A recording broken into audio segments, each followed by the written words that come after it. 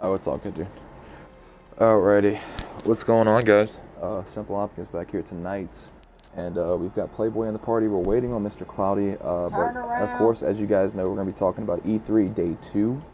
And E3 Day 2 was Microsoft. They had their press conference today. And Ubisoft had their press conference today. And tomorrow, I believe, we can expect Sony. And I don't know who the next one's going to be. I know Ubisoft and Bethesda have been covered. That was savage. EA has been covered. Hey, Deceiver, what's going on, buddy? See, did I launch Revlo? I didn't. Let's launch Revlo. Deceiver, how you doing, man? He was on. I don't even know. He was on, and then he got off. He's something about his sister, I think. He's just got a lot, and he's in the middle of a bunch of crap before he gets on. But as we talked about yesterday, guys, we had a lot to cover yesterday. We covered Titanfall 2, Dishonored 2, Battlefield 1, which we'll be covering more of today. Some indie games that we covered yesterday. Fee, sick as damn. That sucks, man. Sorry to hear that. But we covered a lot yesterday, like a lot. We took about 3 hours last night to discuss everything about Day 1. And thank you to Kitty and thank you to Vulture PG again for the raids. I appreciate that a whole lot. But down to business mainly. So I've been talking about some EA and EA Sports yesterday and talking about some stuff from Bethesda yesterday. But I think Bethesda swept the floor yesterday as far as releases. Today we've got Microsoft and Ubisoft, one of the biggest console developers and one of the biggest game developers in current gaming history right now. And Microsoft came out very hard today. The same thing as Ubisoft. Ubisoft did the same thing. So we are going to go ahead and we're going to talk about Microsoft press conference. And it started off with CEO Phil Spencer opening and co-CEO Rod Ferguson. They came out and well, this year was especially big, Deceiver, and you're about to find out why. It was Bethesda, yeah, but no, I didn't catch E3 last year all the way through, and I didn't see Bethesda. I saw some of Bethesda's release trailers, but this year they killed it, dude, with the release of Dishonored. Just Dishonored in general just took the cake for me. I'm definitely getting Dishonored too, and I highly advise everybody else to get Dishonored. So the biggest question that everybody's been asking Microsoft of recent date is the Xbox Slim. So we got an answer. We did get an answer today, and that was the Xbox S1 is what they called it. Oh, and if you guys hear any audio in the background, that's just my brother playing Halo. You're getting it? Nice, man. It's I'm sure a lot of you have already seen some of the commercials on Facebook, if not on TV today. The Slim is starting out at a surprising $299, which was a very big deal because an Xbox 1 terabyte can still be about $350, and it has 4K compatibility, 40% smaller, a brand new controller with texture grips, increased controller range, so like you can walk away from your console a little bit further if you have to go get something to drink or take a piss or whatever you're doing. It has wireless Bluetooth compatibility. what the hell are you doing? And then there was one more feature that we're going to talk about here in just a minute. That is oh yeah, no, I'm getting the Xbox. I'm sticking to Xbox, and I'm about to tell you exactly why Xbox is about to outtake PS4 in the next year. And I'm going to be very fucking proud to say for once that Xbox One is going to be better than PS4. So it's even going to top the Neo with what I'm about to talk about later on before we close with this coverage on the press conference. Xbox came out today with something called Xbox Anywhere. So everybody's been talking about the cross-platforming between PS4, PC, and Xbox. Xbox is cross-platforming, but Xbox is not cross-platforming with PS4. So Xbox Anywhere means that any games that you purchase from, like, I think the beginning of next month on for Xbox, whether it's on Xbox One or whether you purchase it on the Windows 10 app or so on and so forth, any game that you download digitally or buy even in a hard copy and you save the content, can be played and transferred between Xbox One and the Windows 10 app, but they can also be actually that's a Minecraft thing. We're going to get to that here in a little bit. But anything Windows, basically, any device Windows, you're able to, if you're able to download the game or if you're able to download the Windows 10 app, you're able to carry over. So, for instance, Gears of War 4 is coming out. All right, you buy a digital copy of it and you download it and you're playing it on your Xbox One. You got to go head out somewhere, but you want to keep playing it. Yeah, no, I'm just saying, like, that's not what I'm talking about, Deceiver. I'm not talking about PS Now, and I'm not talking about PS4. I know they had that, but I'm talking about what Xbox has now and what I'm about to talk about here in a little bit. That's gonna top out PlayStation by the end of 2017. If PS doesn't come out with the same thing, which more than likely I expect them to do. But basically, Xbox Anywhere is going to consist of any downloaded game, or any hard copy purchase game, where you can transfer over your data, or not transfer over, but you can basically pick up where you left off on a different device. And then also it'll be cross-played. So for instance, we'll take Destiny as for an example.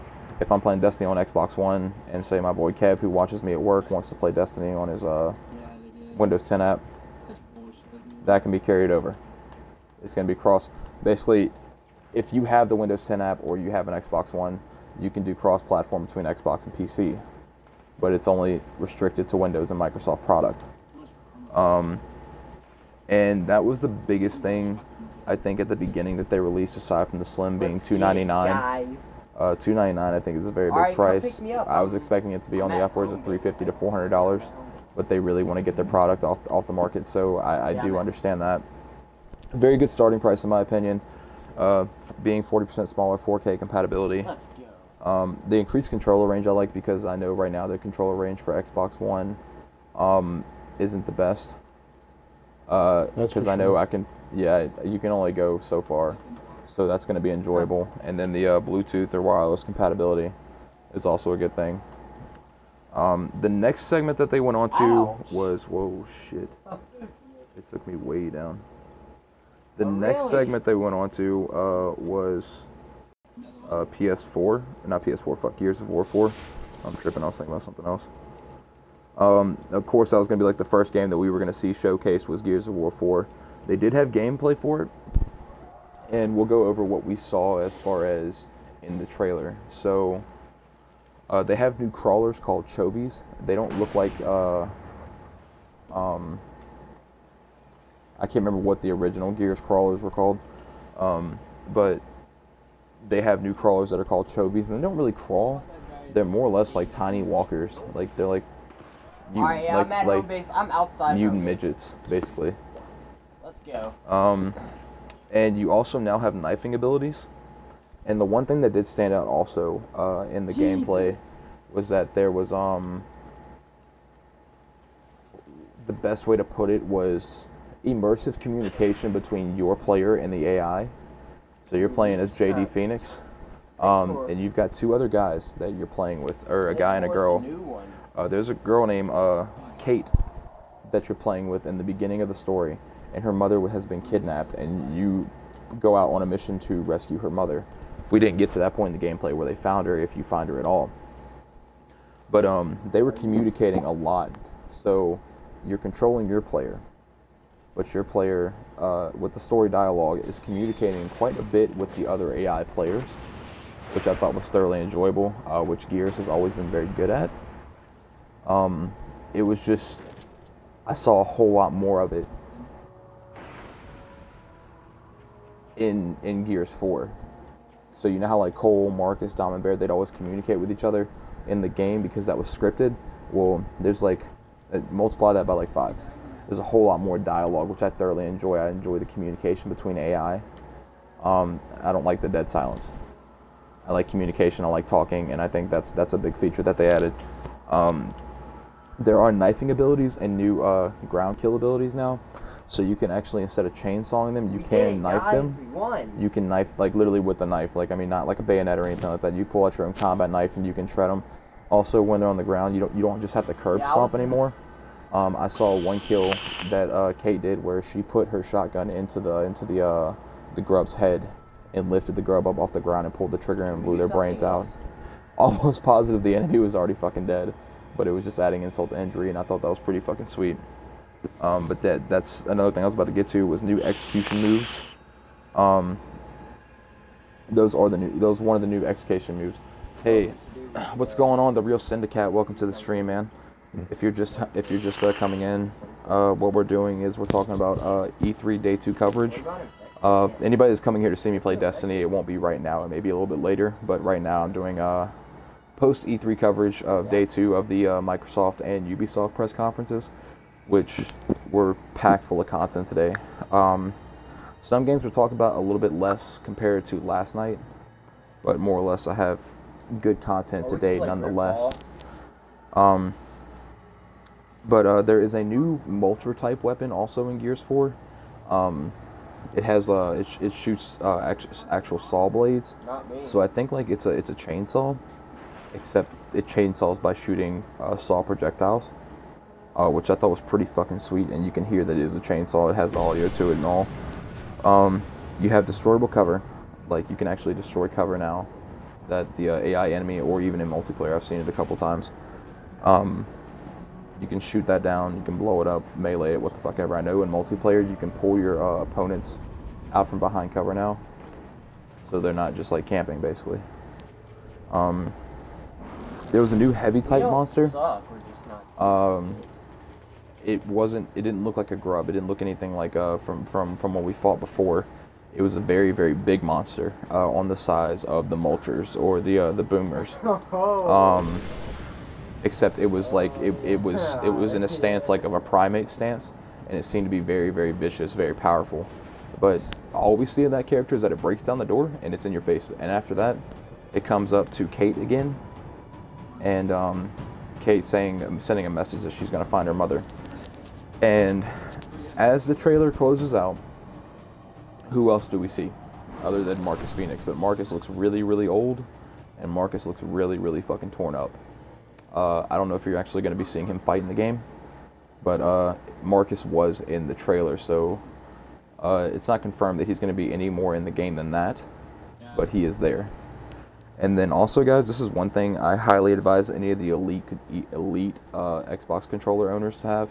I probably just got kicked into inactivity, but that's fine. There is a special edition Xbox Elite Gears of War controller. That thing looks fucking sick, man. I don't know if it's going to be like a limited amount, because the amount of detail and extra parts they put on that controller was a significant amount. But nonetheless, I highly advise any of the Xbox Elite owners to get a controller, a Gears of War controller, because I know back in like the 360 days, the Gears of War company, they came out with controllers like that, and they were sick. But this one is very, very fucking dope looking. So I highly advise you guys get that. Nonetheless, Gears of War 4 coming out soon. The beta's already been closed. We've played the beta. We played the multiplayer beta. We got to see some core single-player gameplay today. Very good game. I think it's going to stick true to a good story and even better multiplayer. Gears of War has never disappointed me as far as a game, and I don't think it ever will. So keep an eye out for that, guys, and definitely stay tuned in their website to see when the release date is, because I did not catch a release date, which I'm sure there already is one. And speaking of a little bit more Gears of War, and I think they brought this out for that reason. I don't know if anybody plays Killer Instinct or not. But there is a character we're all familiar with if you played the first Gears of War. His name is Rom. He's basically the main boss in the first one. He kills one of our favorite COG soldiers. I can't remember the guy's name. He was the bald Chinese guy. I enjoyed him. But Rom from Gears 1 will be a playable character in Killer Instinct coming very soon. I don't know if he's just downloadable content or if he's just somebody you can play with, but he will be coming very soon. And the next game that they showcased was Forza Horizon 3. Ralph Fulton, creative director from Playground Games, opened off with Forza Horizon 3. Obviously, you're going to be expecting new terrain, new gameplay, new cars, new challenges. Me personally, I'm a huge fan of Forza, my favorite car series game in the history of car games. Never was a real big fan of Gran Turismo after Gran Turismo 2 and 3. 4 was okay. 5 and 6 I think were complete garbage. But Forza Horizon 3 will be coming out soon. And some of the new features you can expect to see is based in Australia. But there is a multitude of terrains you can play on, but not even that. It is a co-op game. It's a co-op campaign. You can snap in and snap out basically with other people. So if like somebody's in the deserts of Australia and you're in the rainforests of Australia, with I believe just the click of a button, you can be in their area, in their lobby, playing some co-op, playing some campaign, getting competitive, with the beautiful graphics, new cars, and new challenges, completely open world. And the trailer for it was absolutely beautiful. Like, I highly advise anybody to go watch that trailer, or any of the trailers from E3 at that fact, but this one I think definitely took the cake on car games for anybody this year. And thankfully it is Xbox One exclusive, so PS4 can suck a dick as far as getting Forza. Well, Forza Horizons has always been Xbox One exclusive, but still. But expect that September 27th of this year. I may get it myself. I haven't gotten a Forza Horizon game in a while. But I did enjoy playing, back in the day, like Forza 3 and the whole idea of car meets getting established and just everybody showing off their cars and, and drift packs. And very amazing game. I've always, like I said, always been a fan of the Forza series ever since Forza 2 forward. Car meets, awesome races with my buds, drift trains. Those are good old days, man. Those are good old fucking days. And I'm very thankful that that is one game that is still exclusive to Xbox One. And like, to be fair to PS4, like no one other console outbeats the other console in exclusive content. Like, I get pissed off because Destiny credits content that Xbox One doesn't get for like 3 months later. Hi guys. That PS4 gets earlier. Because most of the time, it's not like, obviously Destiny is an Xbox or PS4 exclusive. The content is just exclusive for a few months until we get it. We get kind of like the scraps, more or less. So when we get excited about the Zen Meteor or the Jade Rabbit, they're like, oh, that's been an alright gun for me for a few months. PC Master, what do you mean? If you're talking about PC coming to Forza Horizon, yeah, that's like I said, that's relative to the Windows 10. If it's Windows or Microsoft related, the game is exclusive to Microsoft. That's basically what I'm saying. And they do say that at E3. Every exclusive is Xbox One and Windows 10 exclusive. So it's exclusive to Microsoft still, which you can cross-play on now. Yeah, PC gets everything, dude. PC has everything. PC gets everything that consoles get, and then they get PC. But yeah. So that was Forza, and a game that was shown at E3 2015 through Microsoft. Xbox got screwed on being able to one-shot with Hawkmoon. Well, Otaku, what's going on, buddy? Actually, my buddy Playboy just informed me that there is a massive nerf update coming to a lot of classes and guns, or what it was called. What was it called on the site, Playboy? Oh, I think he stepped away. Yeah, dude, I've been on E3 all day, man. So I'm on the Destiny site right now. Where is it at? Destiny class balance and Destiny weapon tuning. Basically meaning that a lot of the classes, aside from the Defender class, have been touched, and a lot of the all of the automatic rifles and hand cannons, to my knowledge, have been touched. And the way Playboy was explaining it to me earlier is that a lot of it seems to be fine-tuning for Trials of Osiris. But when I mean fine-tuning, I mean fine-tuning. Click the link, Toxic. Here, I'll do the giveaway command. Hold on. Give me a second. Toxic, like I said, man, it doesn't really matter. It doesn't really matter about how much tickets you have. It's pulled at random, mate. Otaku, yeah. So one of the things I will tell you is the smoke grenade for the hunter did get nerfed. The cloud suppression lasts a second longer, but the jump suppression is gone. So basically, you can jump your way out of the cloud if you have the ability to. You ass. Who Which I'm very thankful for, because this seems to be trials tuning, to be honest, with the classes and the guns. But we'll get more to that at the end of this, because I want to get through E3 definitely. But anybody that is a Defender Titan and favors Defender Titan, you are safe. So don't sweat that. I'm gonna just start killing my teammates. Can I do that? But Recore. Recore was a game that had a trailer released about on E3 2015. The trailer was very nice. The trailer did not show much. Another trailer for Recore has come out in E3 2016. And this trailer shows some good gameplay, and it shows a lot of features that you'll be able to use and utilize in your environment, and some enemies that you're going to face, and some companions that you'll have. But that's all we got on Recore was the trailer. So if you want to go to IGN's YouTube and replay the stream to see the Recore trailer, or any of the trailers, in fact, for Microsoft and Ubisoft today, you can do that at youtube.com/IGN. Final Fantasy 15. It did have a trailer. I'm kind of surprised they didn't show more or talk about more. But Square Enix is keeping it close to the chest as far as what you're going to be able to do in Final Fantasy 15 and what the story mode is.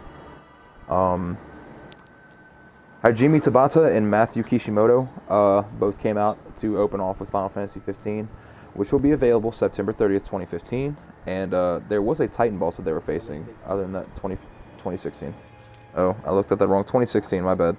By typing, I'm blind. But there's a Titan boss that you can face. But other than that, aside from the release date and one boss that you're going to be able to face, they didn't divulge anything else. So I'm going to keep going, and I had some Division stuff written down, but I'm going to talk about that more. Dude, yeah. No, guys, I'm blind as a fucking bat, and I kid you not, my computer's sitting right below the camera. But, hold on. I'm actually waiting on my partner to come in here, Mr. Cloudy. He just has not, messaged me yet.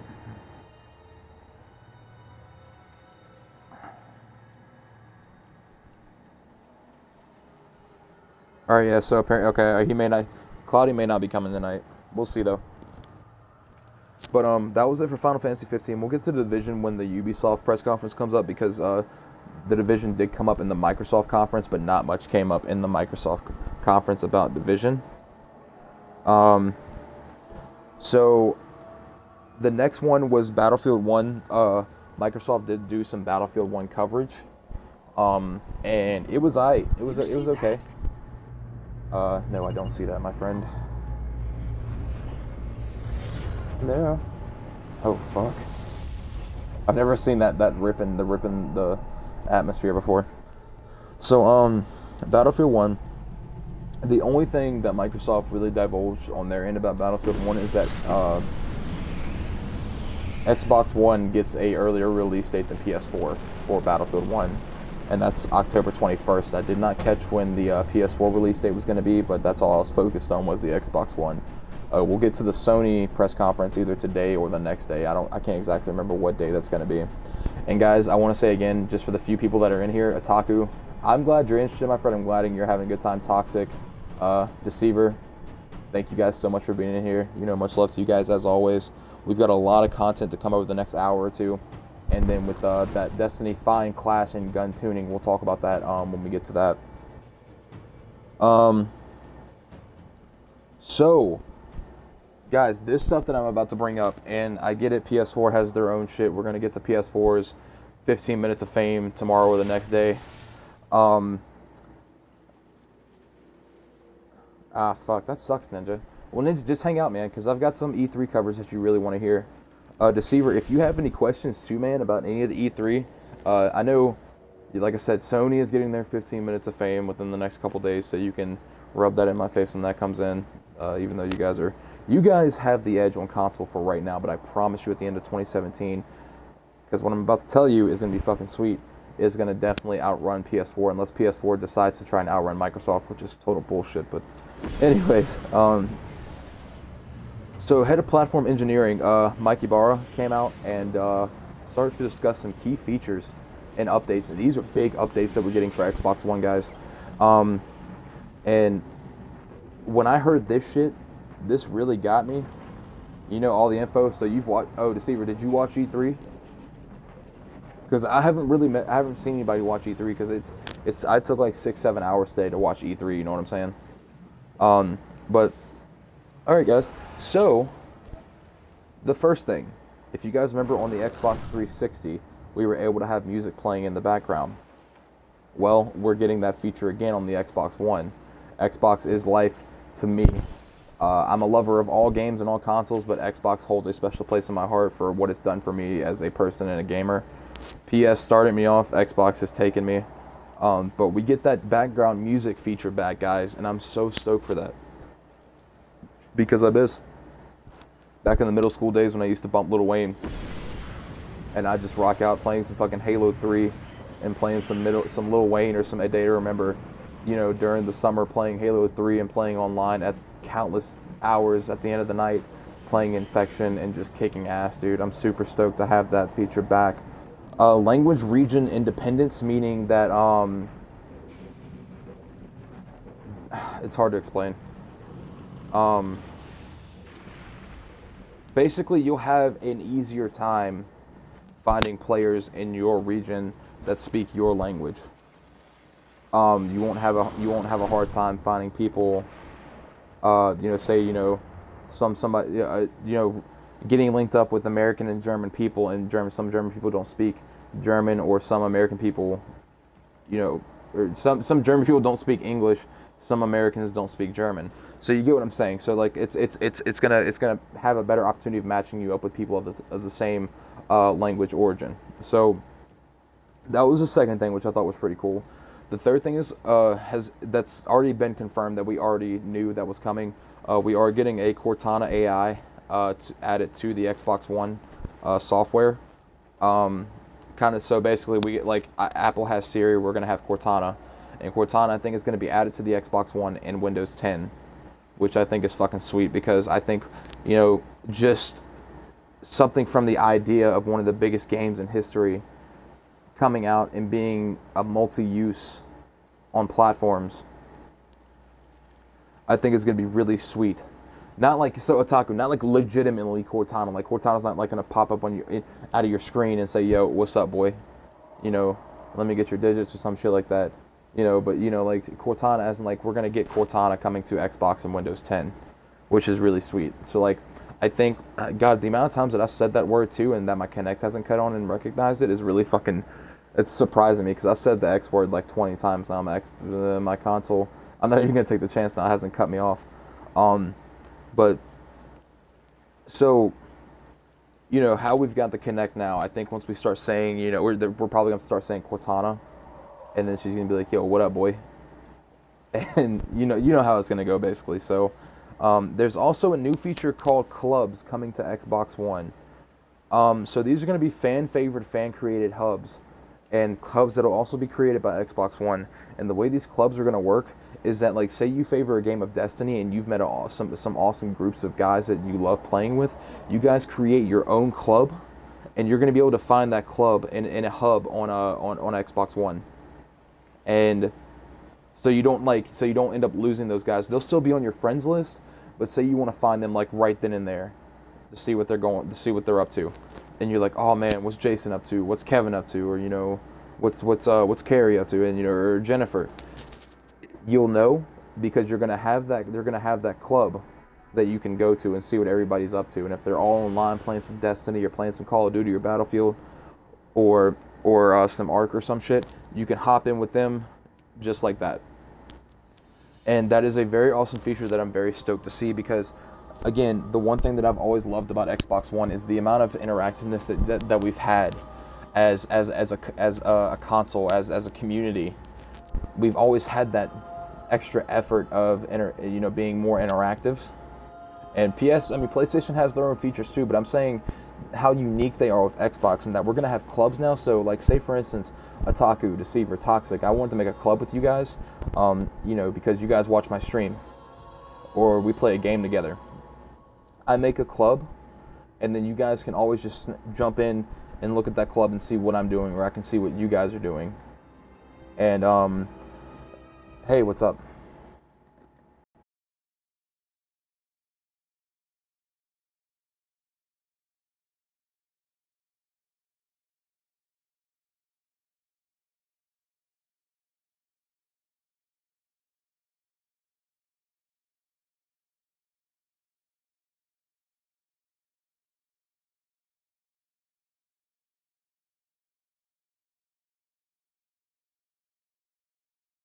When did you change your gamer tag?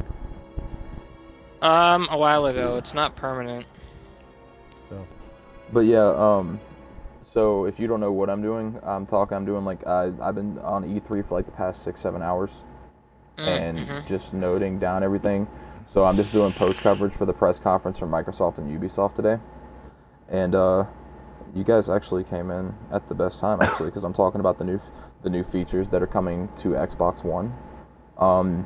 The first thing I'll say, because I don't know if you guys actually watched. I know Playboy said that he watched E3 a little bit, but I don't know if you did. Xbox One and we'll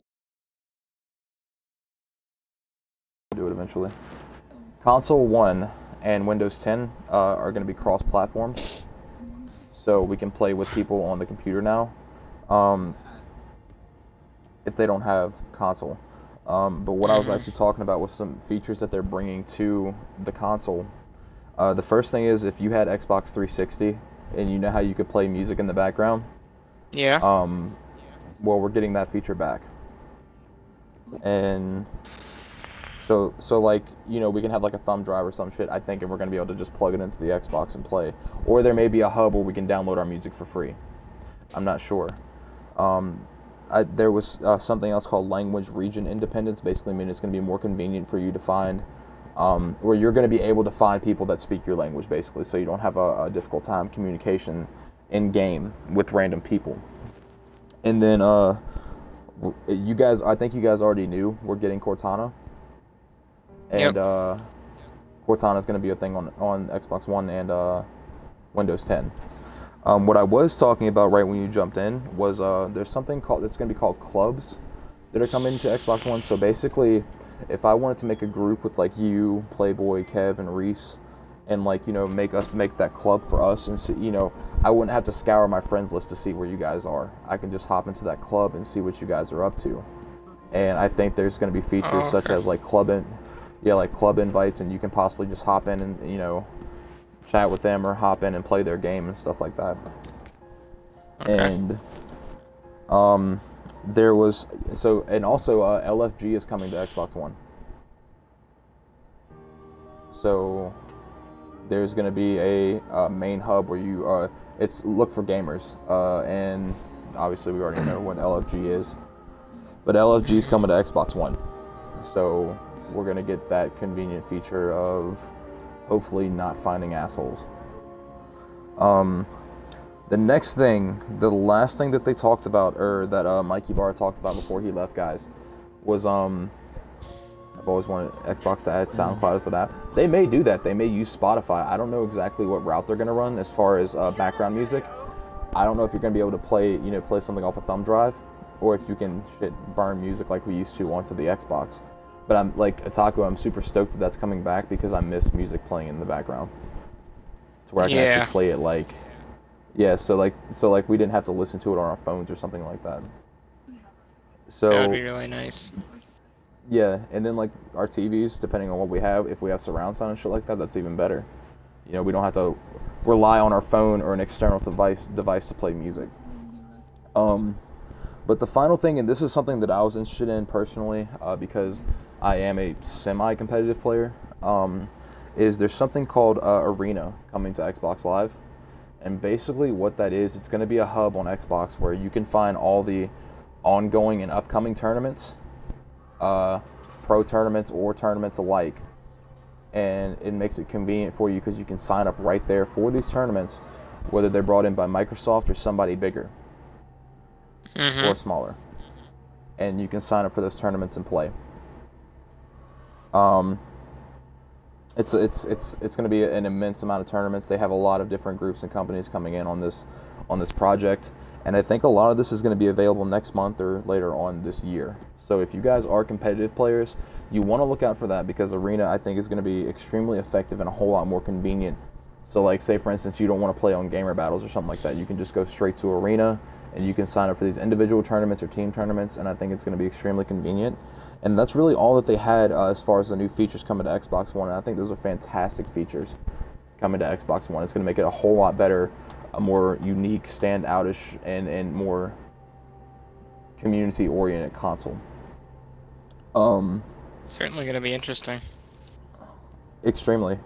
And that's what I'm saying. The Slim's coming out too, and the Slim's only going to be $299. And 4K compatibility, 40% smaller.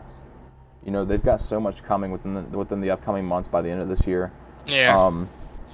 You know, I know the Slim's coming out, or I know the Neo's coming out for PS4, but there is something that Microsoft released that I'll actually go ahead and talk about now that they didn't talk about until later in theirs. Where is it? Hey, all right, Sam, so what's the memory on the Slim? The one that's going to be 500, 1 terabyte, and 2 terabyte. 2 terabyte's going to be 500, 1 terabyte 400, and 500 300. I already saw that. basically. Sorry. That's actually not bad for 2 terabytes. That's not bad. Hey, I'm But sorry to do this, but I'm going to be right back. Okay, that's fine. Well, that's not the only thing that's coming out for, as far as console related. Microsoft did confirm, because there was a rumor floating around that there was going to be a device or console that was going to contain 6 teraflops, which is 4 times the way they explained it. It kind of rogged my brain because I'm still learning tech talk myself. 4 times the power, I believe, of the PS Neo. It's an 8-core processor, true to 4K gaming, high fidelity VR, true 4K resolution, and Xbox all-in-one compatibility. And that is Project Scorpio, which has been leaking and lingering around a lot of people's ears and developers' ears. And this has become a very big deal for developers and gamers alike, because this is going to be available at the end of 2017. And it's going to be the most powerful console by the end of 2017 if PS doesn't come out with something else that they have up under their sleeve. So an 8-core processor, 6 teraflops compared to 4. It's outbeating the Xbox One, the Xbox One Slim, and the PS4 and the PS Neo. What?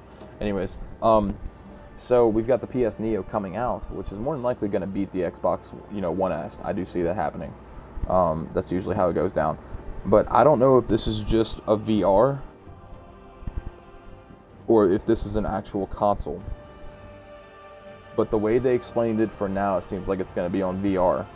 But it also seems like it's going to be on a console the way they were showing the specs. So I think it's going to be a console compatible with virtual reality. Which is amazing, an amazing thought and an amazing feat to be able to reach by 2017, the end of 2017. So I just wanted to say that before we kept moving on, because there's a lot more that the Microsoft conference covered. So Project Scorpio, yeah, that's it's going to be the most powerful. It's a console. That's what I thought. I wasn't sure because they were only showing VR features. And I wasn't sure if it was VR console or compatible with VR, but that's, more or less, that's what I'm excited for by the end of 2017, and it releases with Oculus. Okay, so it's Oculus compatible.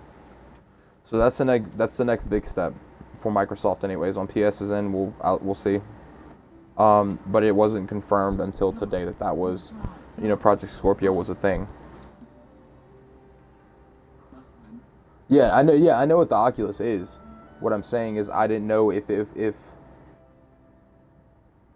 the Scorpio itself was going to be its own independent VR headset, or if it was a console compatible with the Oculus headset.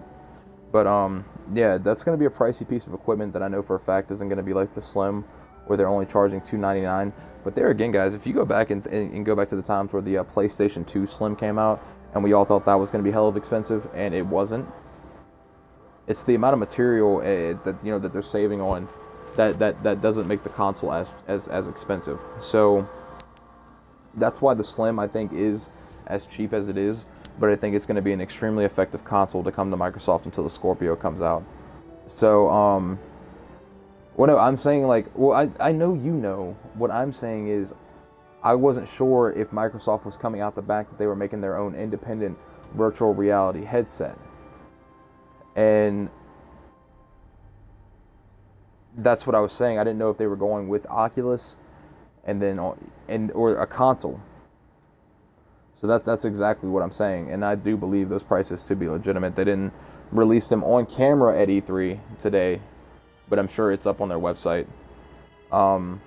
So the next thing that came out was actually Lydia Winters and Sax Pearson. They're with the Microsoft team on Minecraft, and they came out with a couple things. I'm not a big Minecraft player myself, but I noted this for people that are a Minecraft player. So there is going to be as far as on Minecraft, and there's going to be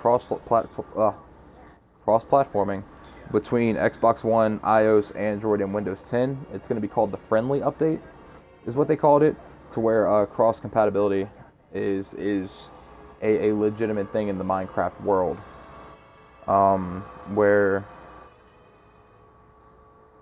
you're going to have that freedom. And this is what E3 has really been about, as far as I've seen today, is cross-compatibility. They want people to have less boundaries. They want people to be able to cross these boundaries that we've had up for so long, until we actually get to the point to where we can actually break that boundary of complete cross-console compatibility. Hey, what's going on, Arcane? But yeah, so like Microsoft on their end is breaking their barriers down by cross-platforming their software, and hopefully it gets to the point where PlayStation and Xbox which I don't see this happening anytime soon, but maybe a couple years down the road or years on down the road, they finally break that barrier and cross-platform software. Hey, congratulations. Hey, Sam. Yo. I got a question with the, do we know if the Xbox Slim controller will be compatible with the regular Xbox? It should be. I don't see why not. They didn't. That's not something that they said. But I haven't really been on the Xbox Live website to confirm any more, because I was so caught up on catching up with the E3 content today that I wasn't able to actually go on the Xbox site and read anything else. But I'm actually on the website right now to confirm.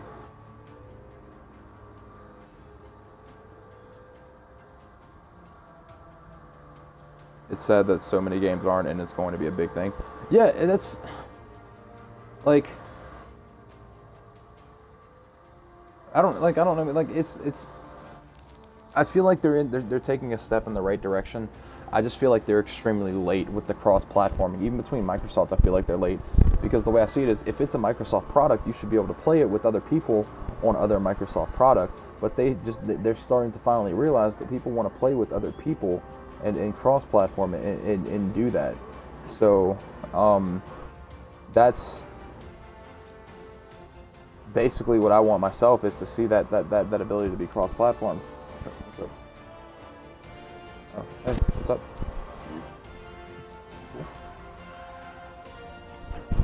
That's my dad, guys. Hi, guys. But I'm actually on the website right now to see if that was confirmed, because I know when I watched the E3 session today, I didn't see a confirmed price for Scorpio, but I do fully believe that that's probably a legitimate price. But like, they're starting to realize that the fans want cross-platforming. I want cross-platforming. I've wanted cross-platforming. I see a lot of my viewers out here on PS4, like the Seavers on PS4. I'd love to play with PS4. Yeah, but you need the product, and That's the thing. Not right now, or it seems to be anytime soon, that PS4 and Xbox are going to be doing that. So that's unfortunate. I hope to see it in my lifetime. I think I'm going to see it in my lifetime because God knows I'm going to be playing games for years. Yeah, but no, we're talking about like actual, like what we're talking about like right now is hopefully seeing all platforms being cross-platform compatible sooner than later. No, trust me, I watched all of E3 myself. I've got notes for days, and we're just on the subject of the cross-platforming right now. But Playboy, let me check that.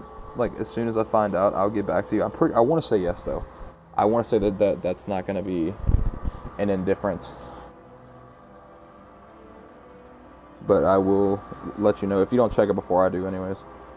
But so to continue with talking about Minecraft, they've got this thing called Minecraft Realm where you're from the way they explained it to me, because I'm not really a big Minecraft fan, so I really don't look too much into it.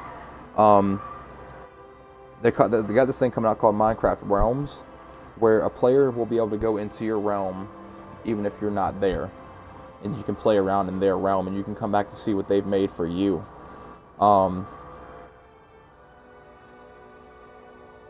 That I did not know. Like I said, I'm not a big Final Fantasy fan myself. I played 10, and that's about all I enjoyed from the Final Fantasy series. But yeah,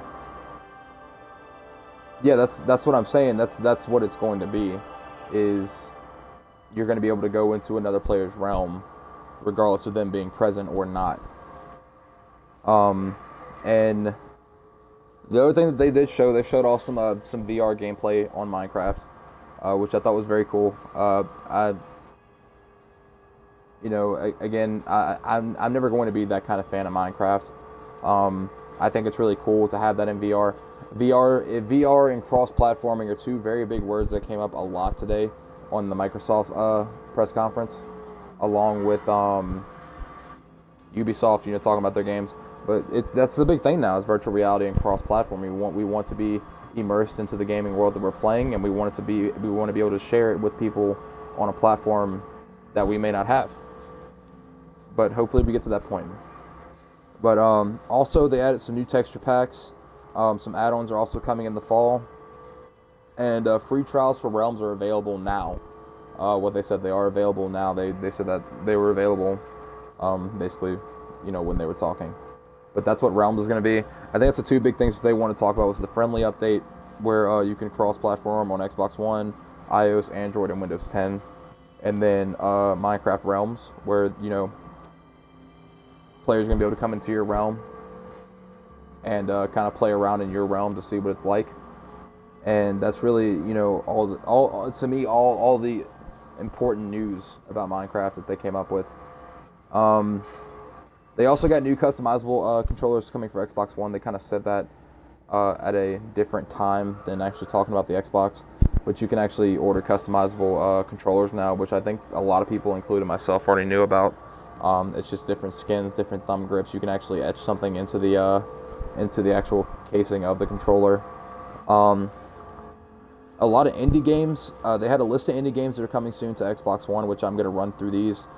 There is an indie game called Inside that's going to be available June 29th coming out. Chris Charla was talking about that.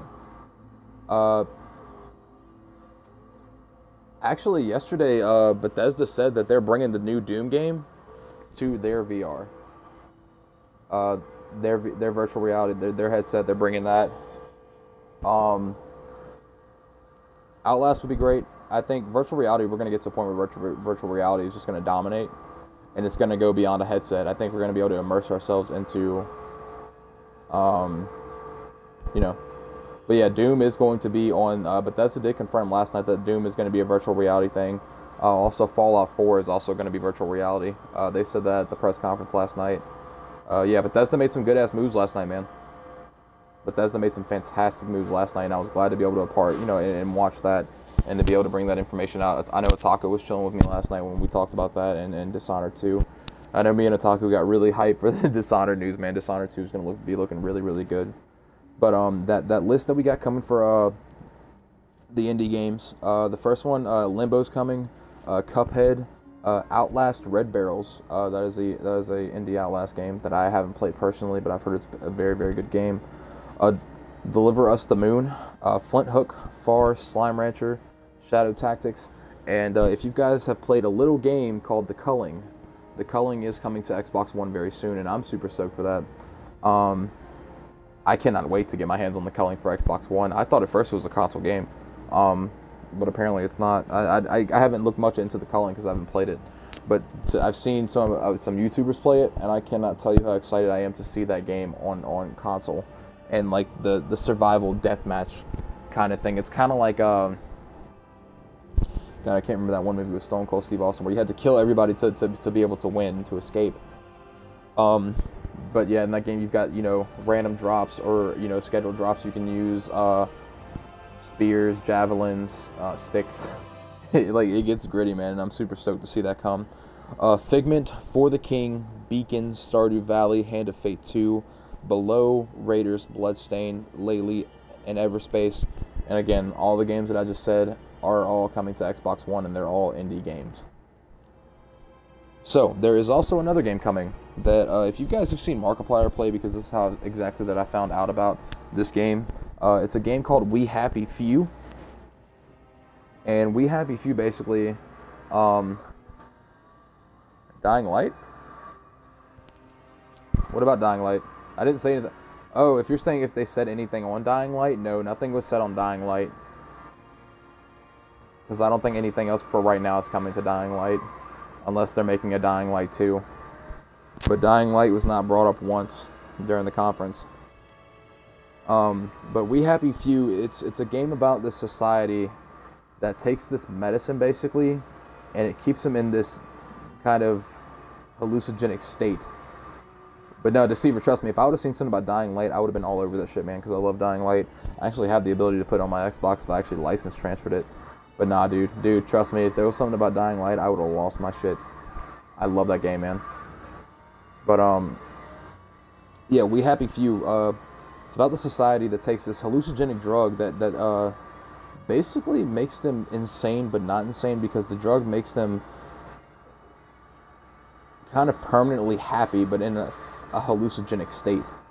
So they seem whatever they're always like in this just trippy state, to where the world in front of them, it appears to be fine and dandy. Everything's fine. There's, you know, everything's happy.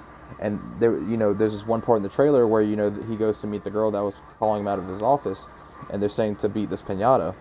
Well, the guy smacks the piñata and blood comes out, and he snaps out of it because he didn't take his pill, and he had killed a rat, and they were eating the entrails from the rat.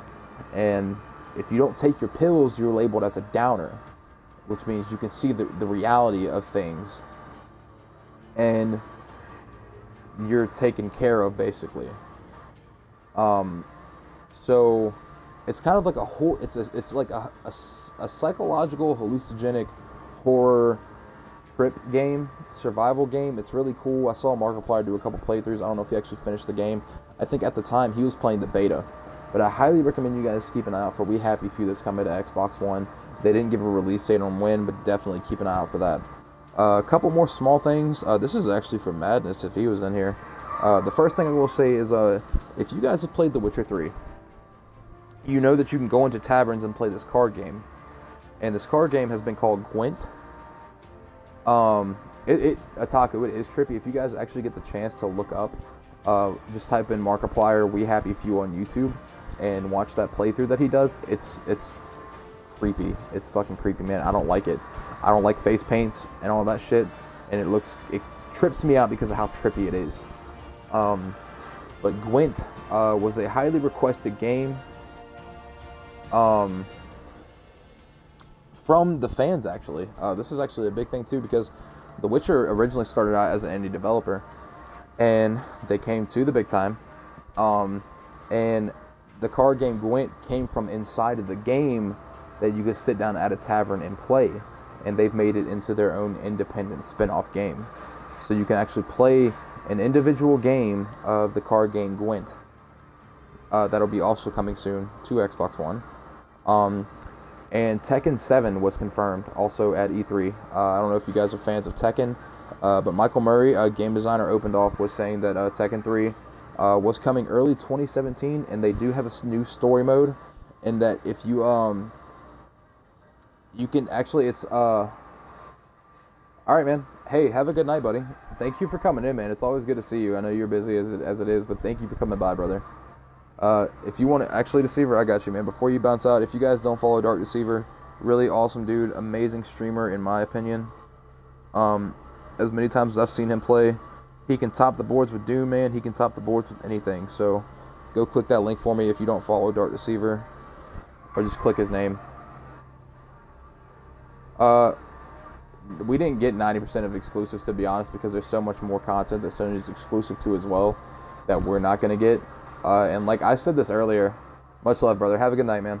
But Arcane, as I said earlier, because I don't think you were in here when I said this, we get just as much exclusive content as Sony does. It's just that when we don't see it at the same time, we're kind of like, oh shit, well fuck Sony. Sony gets this, that, and the third. Like, I mean, people say that Destiny is PS4 exclusive. It's not PS4 exclusive, it's PS4 release date exclusive. So they get an earlier release date than we do. But we also get an earlier release date on Division by like a month and a half. So it's all to be fair. And Division's basically the opposite of Destiny. And they're doing everything completely the opposite of Destiny by favoring Xbox. And all that. And the Sleeper Simulator, it's not going to take you long. I cheated and I looked up on YouTube how to do it. Because that shit got confusing. So good luck with it if you don't try to cheese it. But yeah, they're getting just as much as we do. Trust me. When the Sony press conference comes out, you're gonna see. But yeah, Tekken 7 is getting a story mode. It's also coming early 2017, and that's from Bandai Namco. I'm actually gonna pull Madison here and see if he wants to talk for a minute.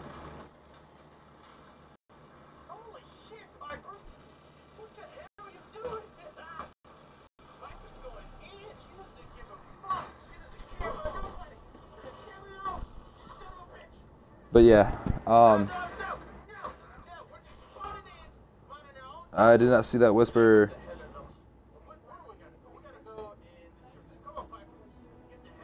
What was that?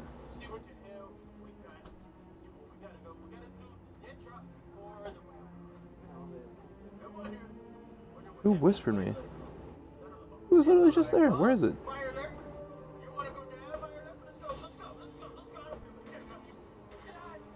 Alright, Deceiver, I got you, brother. I got you, man. No sweat, no sweat.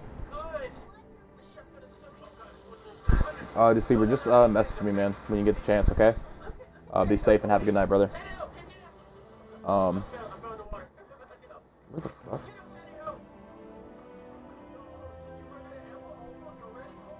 Where's my audio at? Hold on. Hold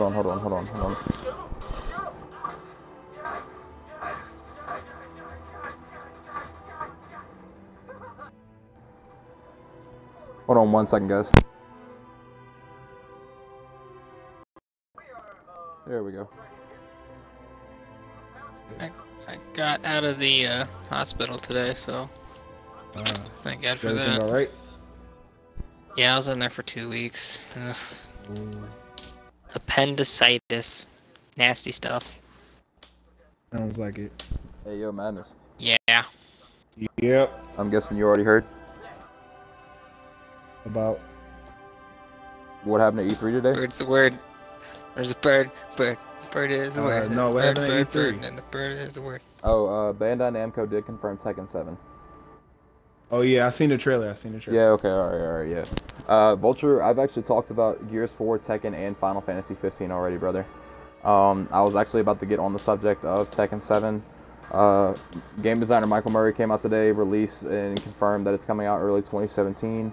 There is a new story mode, and Tekken Tag Tournament 2 is available all week long for free on Xbox One, if you so choose to get it.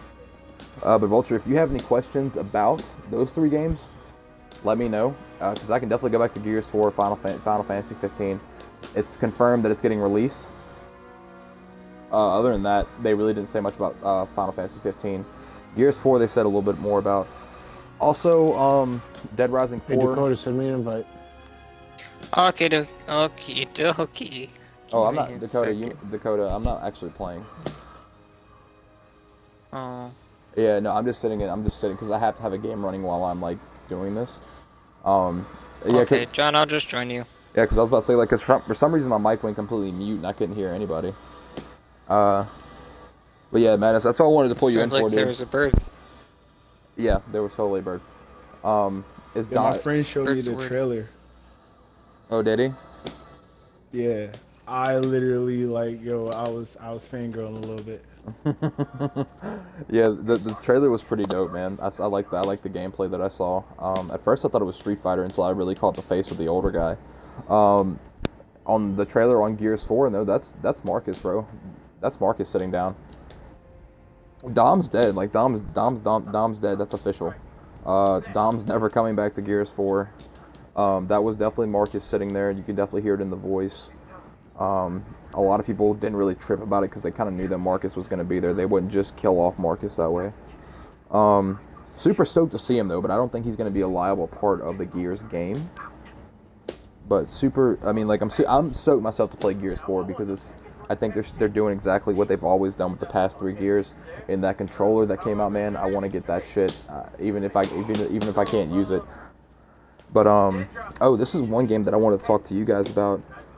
It's called Sea of Thieves, and literally you just live the life of a pirate, but it has the open world of Destiny, and basically it's an open world online co-op. It seemed to be extremely fun to play with friends. Like you can have your own pirate ship and just sail seas. I'm able to join. And you can take down other players' ships, and you can drink beer, you can get drunk. It's extremely interactive, and that's what I mean by that. You can interact with your friends highly, but you sail the seas and you get loot, and you're just pirates. You're literally just pirates. So You sail the seas and get booty? yes, Playboy, you sail the seas and get booty. Do you know how much booty you get? That sounds like my kind of life. That does At sound like least you're kind of. Oh my god. All right, well that's the game that I want to talk to you guys about. That's a game that I think everybody should get. I know that I'm getting it. I don't know if anybody in the chat or here has played Scalebound, but Scalebound is coming out with a co-op mode. Dead Rising 4 is coming out.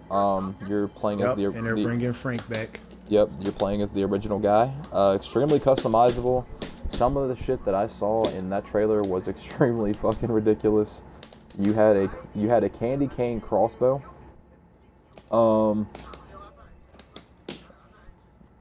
Dakota. Arcane wants to know if you can get your booty when you play. I got my booty anyway. Anyways, I so pressed the button. Unable to join. State of Decay 2. Yeah, I don't know what's exist. going on. It's coming out with a trailer. Actually, no, I'll relog. That's all we really know about Are you- State of Decay 2. Shit. Are you guys doing Prisoner Elders for the last day? You know what? I might. Prison of Elders. I just got back today, so. Challenge. I might. I just got back today, so. Yeah, I was gonna say I might after I'm done with releasing all this content that I wrote down today. Let's see. Oh, anybody that plays Halo Wars, the second one's coming out. Dan Ayub, studio head for 343, came out and opened that Halo 2 is a thing. The enemy is the brutes in this one, and the game is based around the Ark from Halo 3. And the beta is available all this week if you want to sign up at halowars.com. So that was actually, aside from Project Scorpio, that was the last thing that Microsoft led off with on their press conference today. And then that's when Ubisoft came in, and Ubisoft put in work today, man. They came off with Ghost Recon Wildlands, which is one game that I am guaranteeing that I'm getting, and I'm going to be playing for a while. What about Rise of Iron? Once I get my check, I may pre-order it this check, if not the next few checks coming up. But this game, I may play more than Destiny. Wow. Actually, I don't care. It's a completely open country. It's based in Bolivia. Completely open country. Your enemy is the Santa Blanca cartel, and El Sueño is their leader. Red Dead Redemption. That was confirmed that it exists. Other than that, they haven't said anything else. It does exist. Like there is a Red Dead Redemption 2 that exists. That's not confirming that it's going to be released or if it's in production, but the idea of the game does exist. Other than that, there is nothing else. Like there's nothing else official that can be said. There was one leak of a pre-project open world map that they may have been using.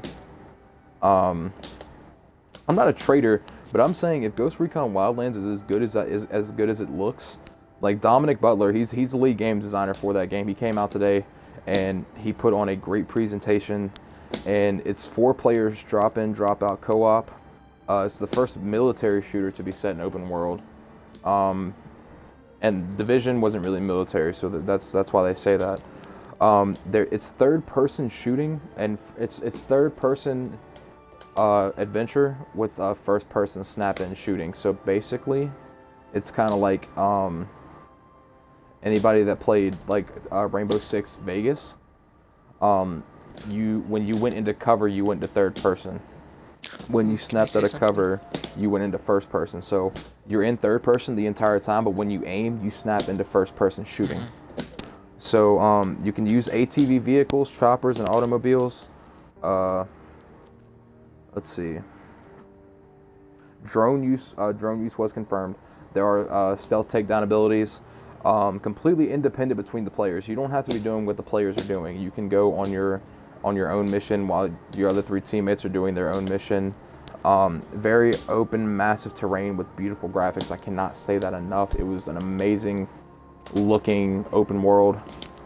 Pulled me in, definitely. It seems to be days on days of playtime. And that game just pulled me in general, and I plan on getting it, and if I can spend as much time as I do on Destiny, I'm probably going to.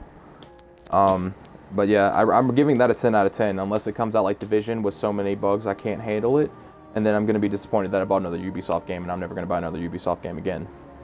It's not desert. It's not just desert. It's desert. There's forests. There's foundries that you go into. He's in the party right now. No, I was talking about Playboy, but Breeze said he'll join after he's done playing that game.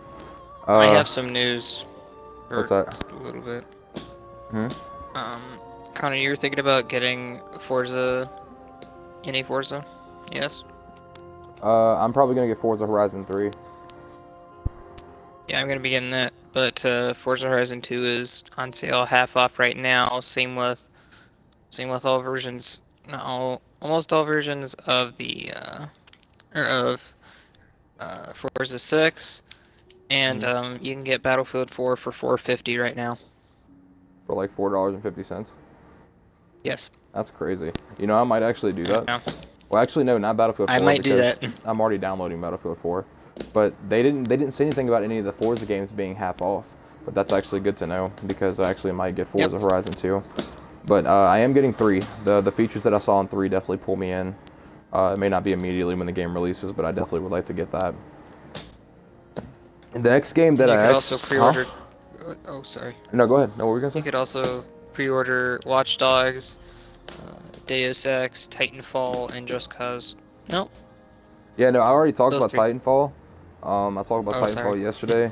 Oh no, you're good. I'm actually gonna talk about Watch Dogs a little bit, because they actually had a trailer, and then they also had a gameplay trailer that they released today during the press conference. The other game that I did not know that was made by Ubisoft, but they talked about quite a bit after they talked about Wildlands, which I highly recommend if you're into military first-person and third-person shooters with open terrain and just complete badassery to get it. The next South Park game is coming out, and this is South Park: The Fractured But Whole. And it's not butthole, it's butthole. How it's spelled is B-U... Butthole. No, B-U-T space W-H-O-L-E. but it's South Park: The Fractured But Whole. Jason, yeah, that's great, guys.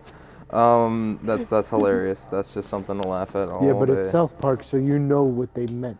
I know what they meant. Just put butthole on it. Fractured asshole. Fractured. To. Yeah, South Park fractured asshole. I get it. The game that's the game that's coming after the stick of truth. So in this game, I play on my profile. No, but it was on my profile that the button just set to your. But the game is actually it's making fun of the Civil War. Hattie, thank you for that host, brother. Much appreciated. Hey Dakota. Love you to death, mate. You getting on? No, I think I'm gonna be done for a bit. But I don't need my oh shit, that hurts. I don't need my laptop for this. SRG fam, no doubt. Guys, give it up for Hattie Iceman, and if you don't follow him, definitely do so. I'll actually. It's not dessert, man. It's a desert, and forest, and a bunch of other shit. You should eat your dessert.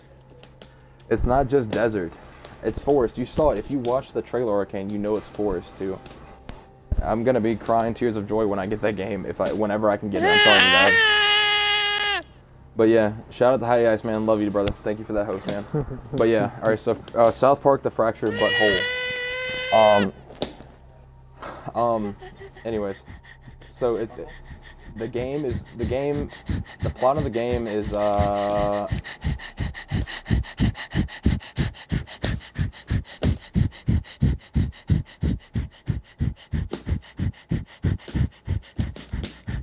You okay over there, big guy? the game is mimicking Dakota. You okay? Yeah. You alright? Yeah. Okay. I think she's having a breakdown. I don't know what she's having. She's having a laugh down, I think. Hattie, that's Dakota hyperventilating, I think? I'm not too entirely sure. Anyways, the Fractured But Whole... Oh, God damn it. The new South Park game is basically making fun of the Avengers and their movie schedule, and literally this is what happens. This is exactly what happens in the plot of the new South Park game. There's like eight or nine of the kids making a movie schedule to become billion-dollar superheroes off of their superhero movies, and some people didn't agree. What? I pre-ordered the new Forza. Well, look at you. How does that make you feel? But Okay. So yeah, so ultimately what happens, some of the people don't agree, some of the kids don't agree with the movie schedule, and every single one of these kids, they are a superhero, and literally Civil War fractures between the kids while they're arguing about the movie schedule. So literally a Civil War, it literally is like the South Park version of the Avengers and their Civil War. It's the dumbest fucking thing I've ever seen, and I love South Park for this reason. So it's going to make so much Fractured money. But Whole. They are exactly, and see how I see it in the pre-order. They're going to see how the so much see how money. exactly see how the title mixes in. Yeah. Yeah. It's so fucking masterfully put together, and it's so fucking stupid. But for some reason, it all seems to fit, and they're trolls because they make it work. Them So if you guys Coloradans are very creative. literally, so like, guys, if you don't understand the plot is 9 of the kids come together. They're all superheroes, and they're going to be superheroes that are going to make money off of making their own superhero movies about themselves. And they disagreed with some of like the movie scheduling and how some people didn't get their own movies, and like that fractures them and turns it into civil war between the team superheroes. So there's civil war, and there's literally actually a scene in the trailer where there's like five of each, or 4 or 5 of each, charging at each other, and there was one part because they were talking. You know how like the Black Panther came in late, and they were like it was like oh, what was it? they were like, well, why doesn't the black guy get his own movie? Why don't we put the black guy in first? And they were like, are you crazy? They were like, the black guy isn't getting his own movie until the end of the schedule. And they were like, they were just like, we're just gonna do what Marvel did, and it like literally it becomes their own civil war from the disagreements. It's so stupid, man. And they make a joke out of their own title, The Fractured But Whole, and it literally does mean they are fractured, but they are whole. And fractured but whole. Yeah. And it's the second game off of a game called The Stick of Truth. So. Oh yeah, I remember this Stick of Truth.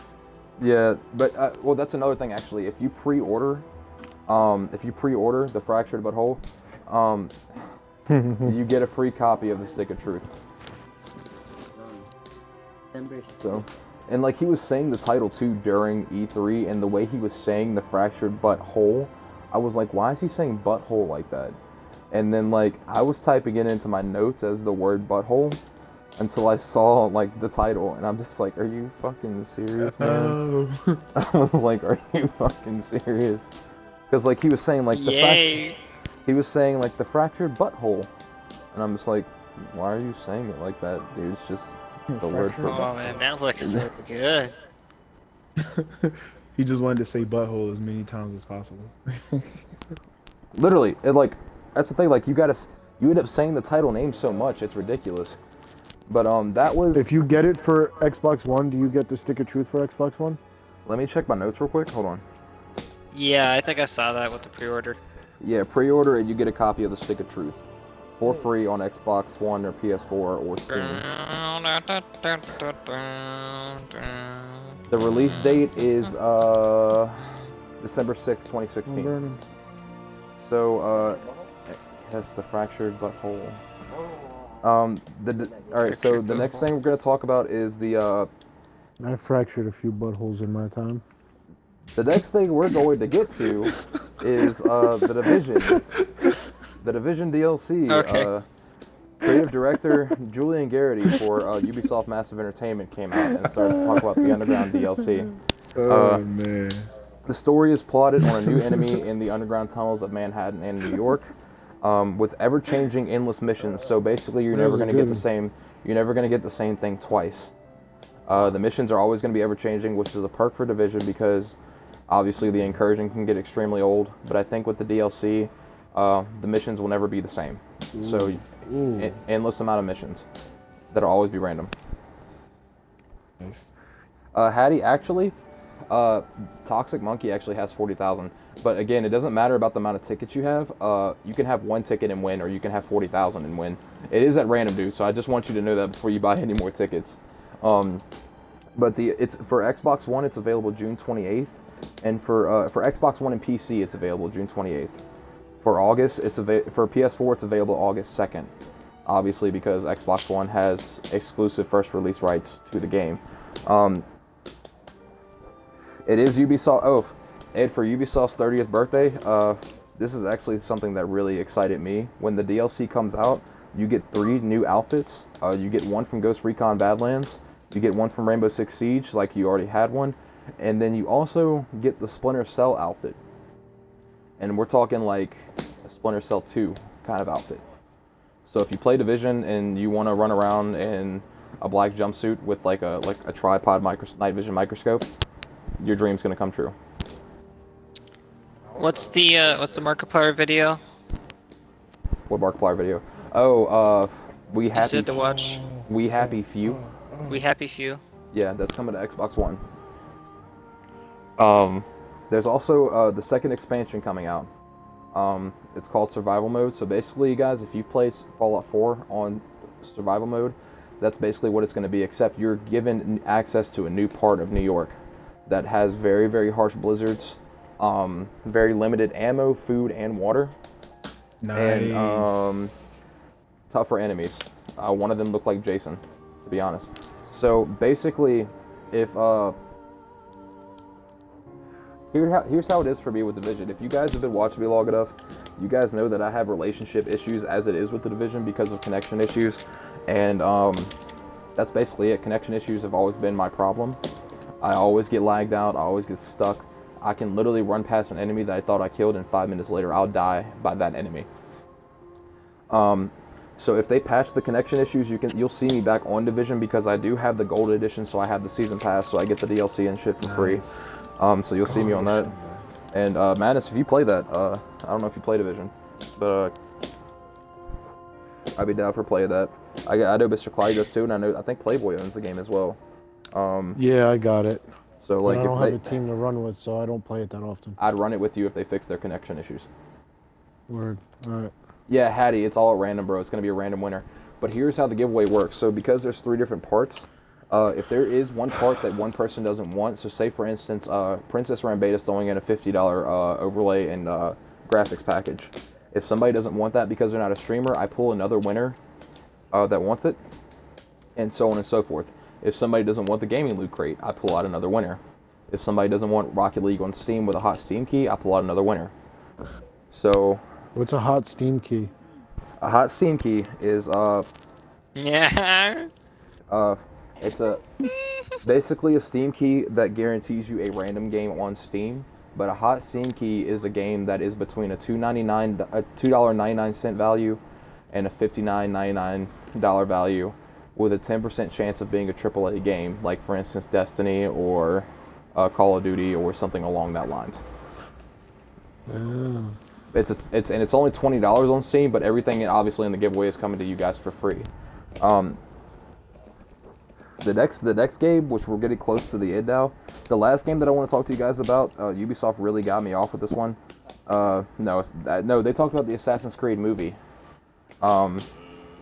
which obviously we know that's a thing now, but they didn't talk about any new Assassin's Creed games. The next game that we're going to talk about is actually a VR game called Eagle Flight on the Oculus Rift. Charles Hutto, creative director from Ubisoft Montreal, Palmer Luckey, the inventor and founder of Oculus, and Jason Holtman, head of publishing for Oculus. They came out and played this game called Eagle Flight. And they played a game mode in it called Capture the Prey. And you're basically in a future-like environment in Paris where everything's been overgrown, and you play as actual eagles. And capture the prey, it's capture the flag basically. You have to capture the prey and then drop it off at your nest. It's co-op playing, it's kind of a work together strategy. It's a completely rendered environment. And I highly advise you guys to look out for that because it looked really fun to play with friends. If you're not capturing the eagle, or if you're trying to get to the eagle, you can shoot the other enemy teammates down. Even while they're carrying it, it's, yeah, capture the flag basically, but with a really cool twist with the eagles.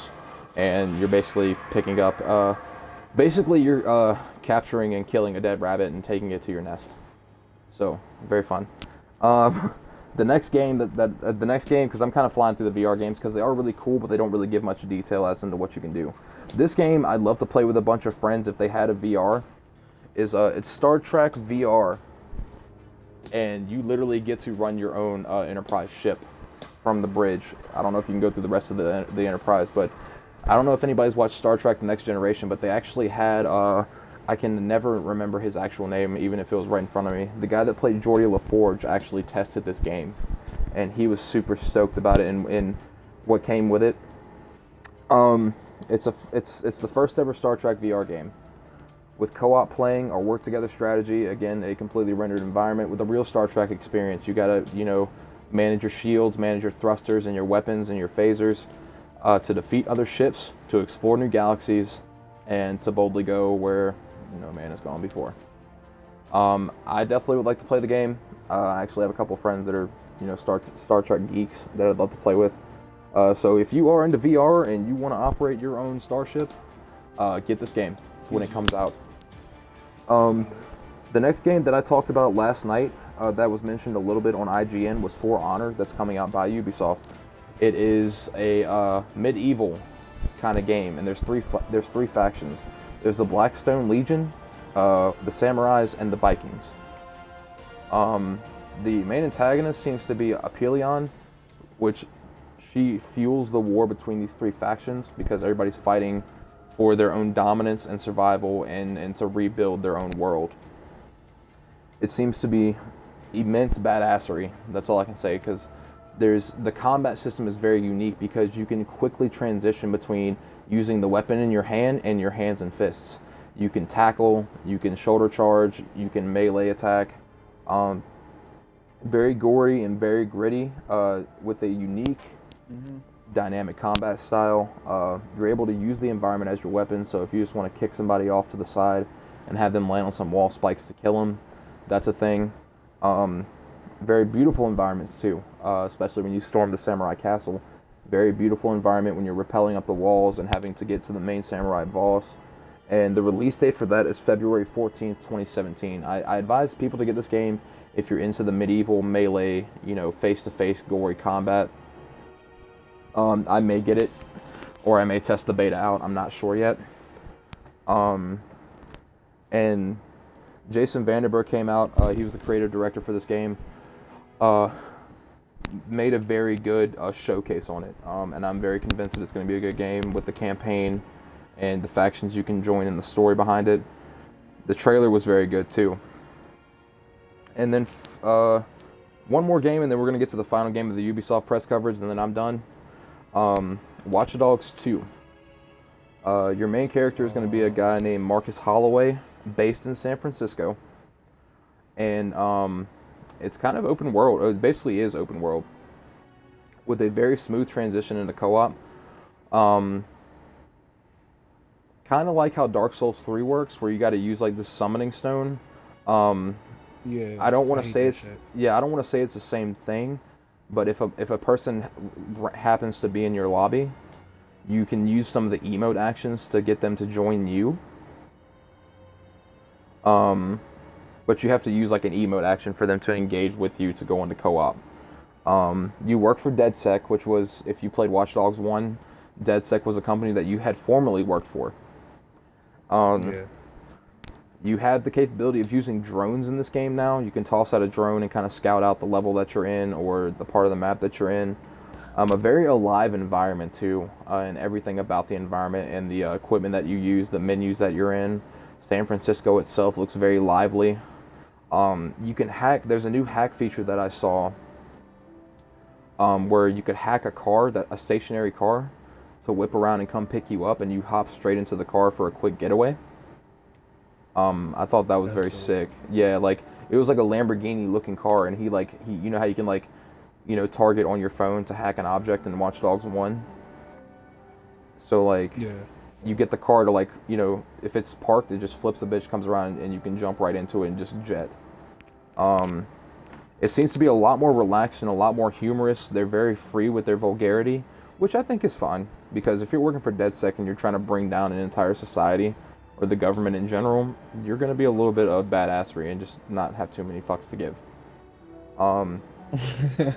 Yeah, because like the word fuck was thrown around like 20 million times, and I was okay with that. It kind of made me feel like I was in a GTA environment, which I enjoyed GTA. And it didn't feel as uptight as Watch Dogs 1. In Watch Dogs 1, I felt very constricted and very limited to what I could do, what I could say. The city itself didn't make me feel that immersed into the game, and I think they're definitely coming back very strong with that in Watch Dogs 2.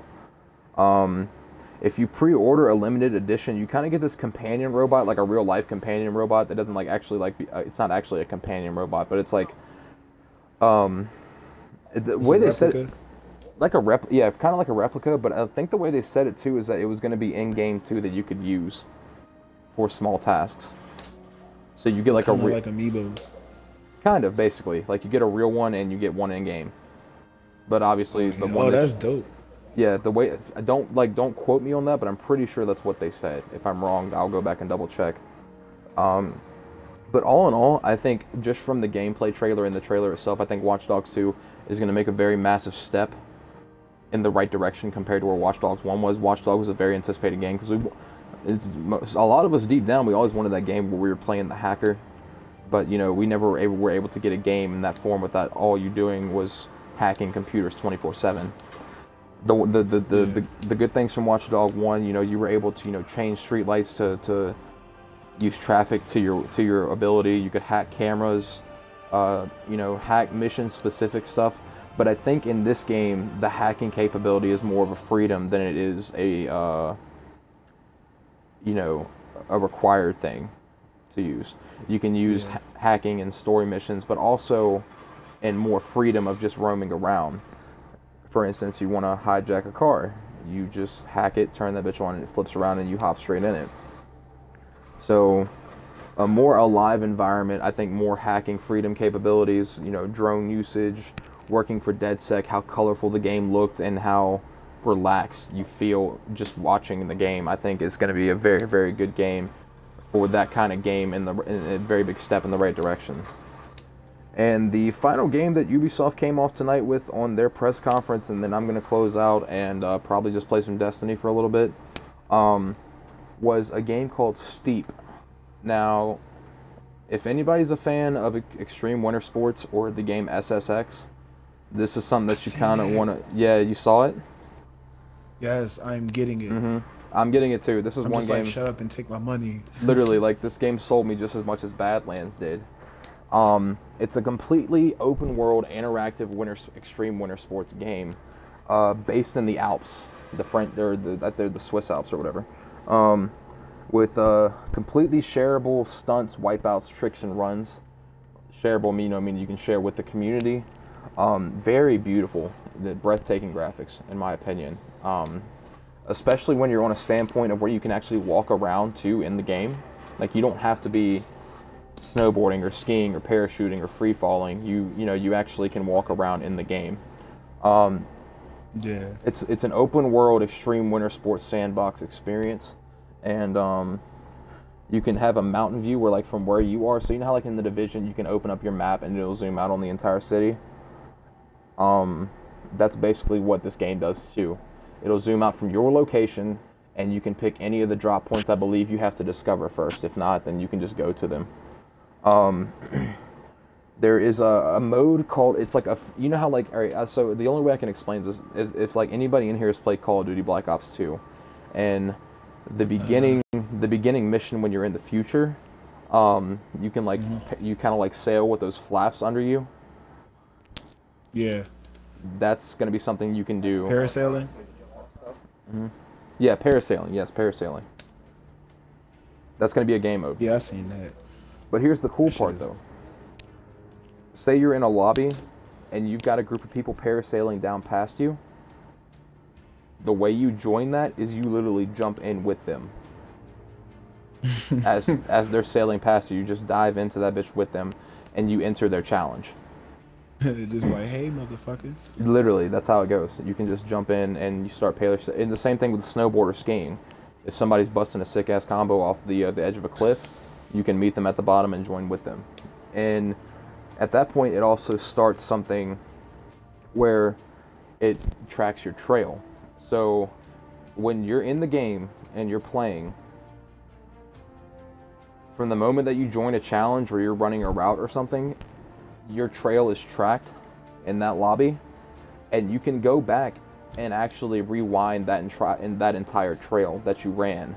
You can rewind it, you can play it, fast forward it, slow motion it, you can capture parts of the trail that you ran and share it with friends. But here's the cooler part. You can actually take a part of that trail that you ran, and say you jumped this big ass cliff and you had to drop a sick combo or something like that, or there was a certain challenge that you tried to make in that drop. You take that piece, you make a challenge out of it, you can make your own challenge out of your own clip, and you send it to your friends or the community, and they can take on that challenge from that area. That is so much fun. Literally, so, like, Yeah, you want I'm gonna go. You're gonna go? Yeah. Okay. I'm about to jump on. Well, thanks for hanging out, dude. Yeah, thanks for letting me be here. It's getting really Absolutely. late. I'm kind of tired, so. Hey, Alright, awesome. well. Hope everything gets better. Good and lord, whatnot. I'm getting tired at this hour. Okay. Bye. Well, I Night. hope you feel better. Have a good night. Thanks. Bye bye. Night night. Bye stream. Dakota said bye, guys. Yeah, if you're hopping on Destiny, I'm about done too, so if you want to run some PoE or CoE, I'm down. Alright, cool. Cool Fucking beans. man. But yeah, I'm getting that game. Like, Yeah, there's nothing stopping me from getting that game. That game really pulled in my attention as far as being a not even just a snowboarding game anymore. It's snowboarding, skiing, parasailing. You can walk around in the game too. Oh, and the other thing, you have a third person and GoPro view, so third person and first person. Oh wow, that's hot. So if you want to deck one of those massive ass cliffs, like from the top of the map all the way to the bottom, or if you're parasailing, you can be in a first person view, parasailing all the way to the bottom. So wow. Just imagine if they do that for VR. And that's what I'm saying, like, you're basically in VR without the VR. But if you're in VR, it's an even better experience. But I talked about that earlier, too. That's where all these platforms are really going to. They're going with VR, like Project Scorpio. When the Scorpio comes out at the end of 2017, it's going to be the most powerful console. Not even just on Xbox, but on PS4, Xbox, and all platforms. It's going to have 4 times the processing power of the PS Neo. And the PS Neo hasn't even been released yet. But it's going to be the most powerful console to date when that releases. And it's going to come with an Oculus Rift. So basically the way I'm seeing that is that's going to be an Xbox. It's an Xbox One. It's an Xbox console. It's the next Xbox console coming out. The Slim is an Xbox One branch off, but the Scorpio project is the next console for Xbox. And it comes with an Oculus Rift. But that console... that console, like Deceiver was saying earlier, is going to be on the upwards of $1,000 to $1,100, possibly. Sounds like it. But it's going to be worth it though, because basically, I'm thinking you can play pretty much any game in a VR headset with an Xbox controller. Wow. But also, I had said earlier, and I don't think you were in here for this. Xbox has done an all-in-one project, so we can cross-platform with any Microsoft product. So if you're out and about and I really needed somebody for something on Destiny, like a quick strike, if you had like a tablet or something with you, you could, if it was a Microsoft tablet, you can drop in and play with me as long as you have the Windows 10 app. They're cross-platforming within Microsoft products. They're kind of breaking all those barriers. There are going to be no more barriers at all. And also, background music is coming back. Yes, thank you. Yeah, background music is coming back. So on basically what we had on the 360 is coming to Xbox One. Yeah. Okay. There's also this new feature that's called Clubs, and basically, say if I wanted to make a club between you, Reese, Playboy, Kev, and everybody, we make that club, and I can go to the hub and see what you guys are doing inside of the club, and I don't have to scour for you guys and see where you are on my friends list. We can make our own personal. Yeah, we can make our own personal clubs, and then there's also something called Arena coming to Xbox One. So basically, say that like it's going to be a hub for all it's going to be like major and non-major tournaments and pro events that you can sign up for from a central hub on the Xbox. So say if there was a Tekken tournament going out somewhere out there, like big time, and you wanted to hop in that bitch, you go straight to the arena, you sign up, and there you go. You don't have to go digging for it. Xbox will have it for you. So, also, guys, Xbox you can. Is about to be so godlike. That's what I'm saying. Like, and that's what I'm telling. That's what I was saying last night. I was saying it last night. Don't sleep on the Xbox for the next year and a half. Because once I heard about Scorpio, and then all this dropped on us today too, and the Xbox Slim is only $300. Xbox is about to take over again. So. The final thing I'll say about Steep, guys, is it's available. You can register on Steep.com for beta purposes. I'm going to register, just like I registered for Titanfall 2, and the other game that came out for Bethesda last night. You can register for beta on Badlands, and also Steep. So I highly recommend you guys doing that. And guys, if you're on Xbox One, hold on to your Xbox One. Don't make the transition to PS4. I'm sorry, I'm not trying to be so. Yeah, that's what I'm saying. Like, I'm not trying to be so blunt when I say that.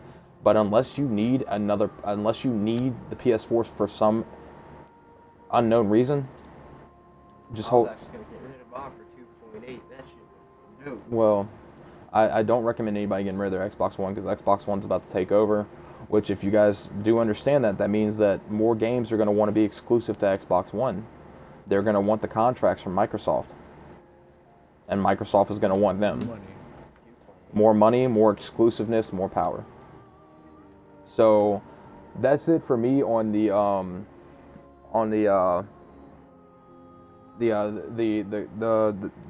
press conference today, man. Let's see.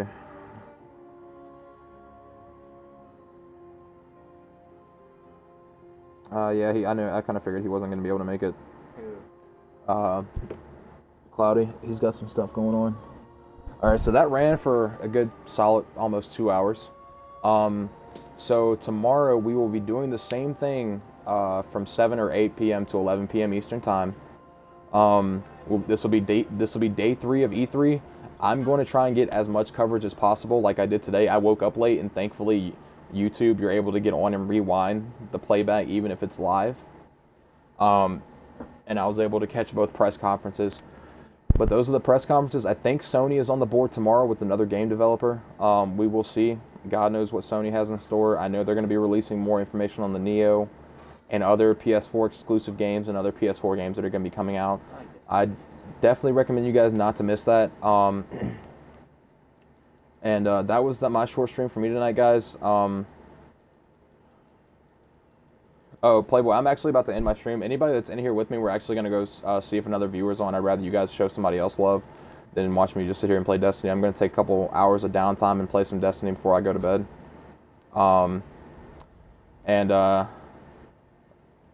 Hey, Otaku, thanks for sticking around, brother. I didn't even realize you were still here. That's so awesome, man. I like you, man. You're cool. You're cool. Much love to Otaku, man, for being in here and just chilling. No, Otaku was here all last night. He came in. He came in from the Vulture PG raid, and Vulture raided me with a bunch of guys from the Animal Clan, and Otaku came in and was just listening to all the information. Me and Otaku got so hyped when we were talking about Dishonored 2. And he's just been here listening all tonight. So Otaku, basically you've called me at a time where, since it's E3, I'm doing day-by-day coverage of what's going on. So I'm going to be doing this until, let's see, tomorrow's the 13th. So by the end of the week, you'll be able to catch some actual gameplay. So Friday, you'll probably actually catch me playing actual games instead of just talking. But thank you for hanging out, man. I really love that some of you guys are enjoying the E3 coverage that I'm doing, because I know some people don't get a chance to watch all of E3, and I know people want to know about what's coming out and what's going down in the gaming world. So we'll have more coverage tomorrow, more than likely from Sony. All right, brother. Well, I'll be back at 7 p.m. or 8 p.m.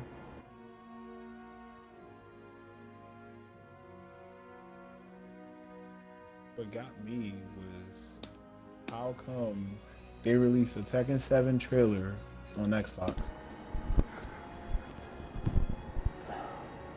Hey, yo. Much love to you, Otaku. On that note, guys, I'm going to find somebody else to raid. Let me see. Who do we got?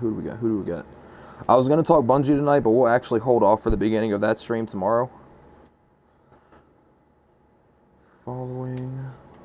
Oh, shit. Because we all know, as Playboy had told me, there was major nerfs and major buffs. They seem to be Trials of Osiris oriented towards the guns and classes. We'll talk at the beginning of the stream about that tomorrow when Cloudy's in here. Because I know Cloudy, he's unable to make it because he was busy tonight. But he'll be here tomorrow, and we'll get him up to speed. And if you guys want to go slide in and watch...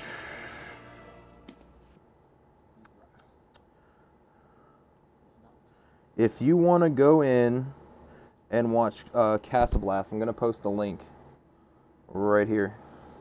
Twitch.tv/Castablast.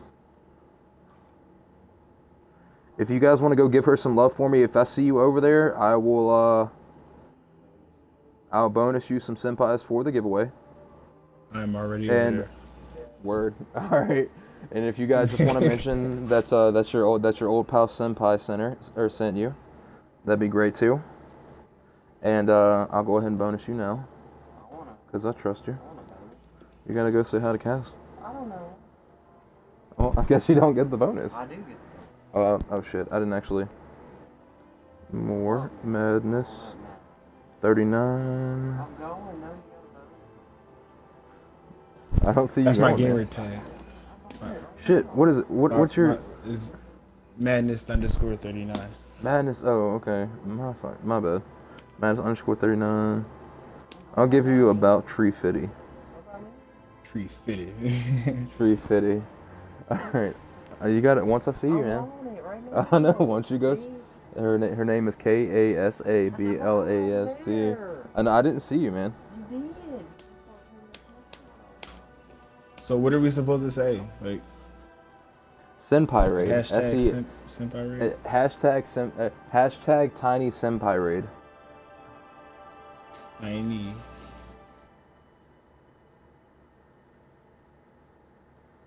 It's SEMPAI, by the way, not SEN.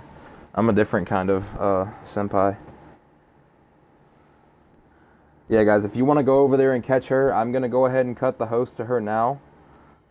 Tiny senpai, perfect. Perfect.